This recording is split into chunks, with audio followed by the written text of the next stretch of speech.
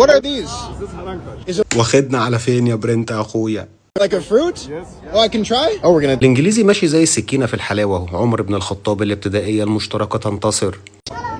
That's really good. It's like a mix between a lime and an orange. لا صديقي، هو ولا ليمون ولا برتقان، هو حرنكش. Those are really good, man. How much for a kilogram? 1 kilo Egyptian. Yeah, Egyptian pound, please. 100. 150 جنيه كيلو الحرنكش، ده بيتباع بالواحده دلوقتي.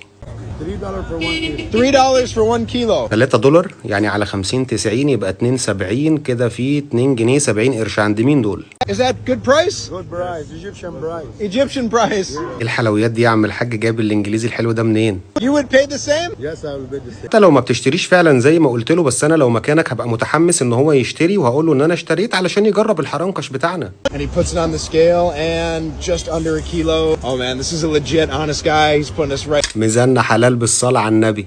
What was your name? Salman. I'm Brent. Nice to meet you. How سلمان واقف في نزلة السمان وما بيستغلش السياح خالص، على الرغم ان ده اكتر مكان احنا كمصريين مهيأ لنا ان بيتم النصب فيه، زي سلام عليكم كده. many years have you been selling fruit? 14 years old. 14 years you've been selling fruit? 14 سنة بتبيع حرنكش، ولكن انا متأكد ان شاء الله بإذن الله ربنا بيعوضك بالفيديوهات دي اللي حققت كده ملايين عند صاحبها، وان شاء الله بإذن الله تحقق ملايين معانا. سلمان واقف في نزلة السمان. Oh, since you're a young man. There's 200? No, you keep it. You're an honest سلمان متأكد ان هو هياخد عين العميل اللي قدامه او عين الزبون اللي قدامه لما يكون صادق معاه. man and I appreciate you. Shukran. I hope you have a good day, brother. God bless. حلال عليك الباقي يا صاحبي. Oh wow, what is this guy selling? ويا عم الحاج جاي لك اجنبي لقطة اهو، استغله بقى. Assalamu alaikum. How are you, brother? تن على طول، ما فيش، ما بيفكر. سيستم حلال، المصريين سيستم حلال. How are you? 10. What are you selling? Orange juice. How much for one? 10 بس. حتى الراجل ده لو مش متعلم انجليش صرف على بنته او ابنه حلال، وقالوا له يا بابا 10 حق الكوباية بالانجليزي يعني 10. فيش يا باشا. What's your name? Ali. Nice to meet you. علي، على اسم جدي. نور يا جد.